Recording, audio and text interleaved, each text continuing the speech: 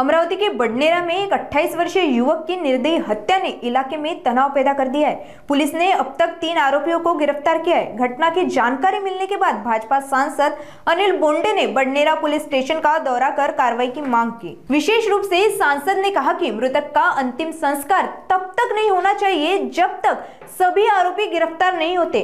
उन्होंने आरोपियों के घरों पर बुलडोजर चलाने की भी मांग की। इस बीच नागरिकों ने भी पुलिस से दोषियों को जल्द गिरफ्तार करने की अपील की और घटना का वीडियो सीसीटीवी में कैद होने से हत्या का भयावह सच सामने आया है। काल मध्यरात्रीच्या दरम्यान बडनेरा जुनी वस्तीमध्ये भर वस्तीमध्ये सावता मैदान नावाचं आमचं तिथलं एक मैदान आहे। त्या मैदानामध्ये सगळे धार्मिक कार्यक्रम होत असतात। त्या वस्तीमध्ये एका ऋषी खापेकर नावाच्या 27 वर्षाच्या हिंदू तरुणाचा बांगलादेशी मुसलमानांनी सामूहिकरित्या येऊन निघृणपणे खून केलेला आहे। या हल्ल्यामध्ये बायका होत्या, या हल्ल्यामध्ये आरोपी होते आणि बिलकुल संघटित होऊन सगळे जोरदार शस्त्र घेऊन आणि दहशत उभी करून त्यांनी त्याला 27 वर्षाच्या तरुणाला जिवंत मारलं। त्याला 12 वर्षाचं बाळ आहे। बडनेरामध्ये ही संघटित गुन्हेगारी आता या बांगलादेशी मुसलमानांनी सुरू केलेली आहे। रजानगर, चमननगरच्या मागचा भाग, अलमासनगरच्या मागचा भाग या सगळ्या भागांमध्ये बांगलादेशी मुसलमान मोठ्या संख्येमध्ये आलेले आहे। आम्ही वारंवार पोलीस प्रशासनाला सांगतो की यांचं तिथे एक वेळा कोम्बिंग ऑपरेशन करा, माणसं शोधा, कोण लोक आले आहेत, नवे लोक आले आहेत। बडनेरातली जी गुन्हेगारी वाढलेली आहे त्याला हे लोक कारणीभूत आहेत आणि म्हणून आमचं हे सांगणं पोलिसांना की त्यांनी ही जी थातूरमातूर कारवाई केली ही चालणार नाही। ज्या ज्या बायका होत्या, जे सगळे आरोपी होते ते सगळे इथे आणून त्यांच्यावर गंभीर सगळे खुनाचे गुन्हे जर दाखल झाले नाही तर आम्ही पोलीस ठाणा सोडणार नाही। आम्ही देखील जर पोलीस अकार्यक्षमपणे काम करणार असतील तर आम्ही ईट का जवाब पत्थर से दिल्याशिवाय राहणार नाही। प्रकरण आहे नेमकं आणि तुम्ही कसा आले? अतिशय दुर्दैवी आहे की बडनेरामध्ये ऋषिकेश खापेकर जो डीमार्ट मध्ये काम करत होता, त्याला 12 दिवसाच्या अगोदर लहान मुलगा झाला।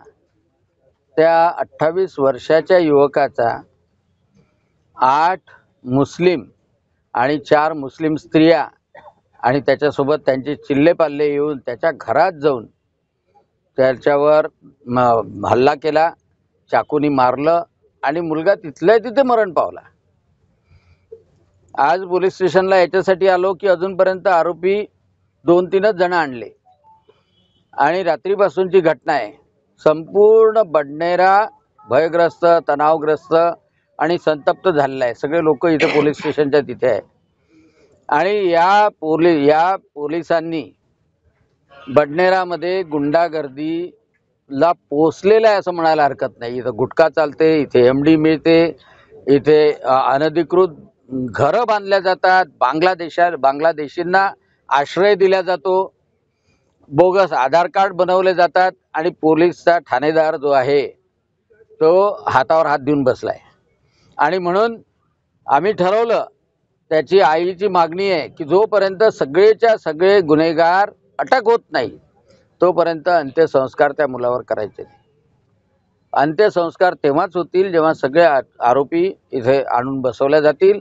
आणि माझी प्रशासनाला विनंती आहे की त्या अनधिकृत झोपड्या ज्या आहे ज्यामध्ये राहतात त्या सरकारी जागेवर वसल्या त्या ताबडतोब पाडण्यात याव्या, बुलडोजर चालवला गेला पाहिजे त्याच्यावर। कारण की हे सगळं म्हणजे गुन्हेगारीचं तळ बनलेलं आहे बडनेरा। रेल्वे पोलिसांच्या सहाय्याने रेल्वेमध्ये सुद्धा यांची दादागिरी मोठ्या प्रमाणात चालते। सगळ्या भुरट्या चोऱ्याचे जनक हे आहे, सगळे गुंडागर्दी करणारे जनक हे आहे। लव जिहादमध्ये 3 दिवसाच्या अगोदर एक मुलगी जी डीमार्ट मध्ये काम करत होती 40 वर्षाच्या माणसानं पळून दिली, अजूनपर्यंत तपास झाला नाही। आणि म्हणून आज इथे आलो, अशा ठाणेदाराला ताबडतोब इथून हलवावं, त्याला सस्पेंड करावं ही सुद्धा मागणी मी केलेली आहे। आणि या गुन्हेगारांना ताबडतोब अटक झाली पाहिजे। तोपर्यंत अंत्यसंस्कार होणार नाही याच्या नातेवाईकांची भावना आहे ती सुद्धा सांगायला हवी।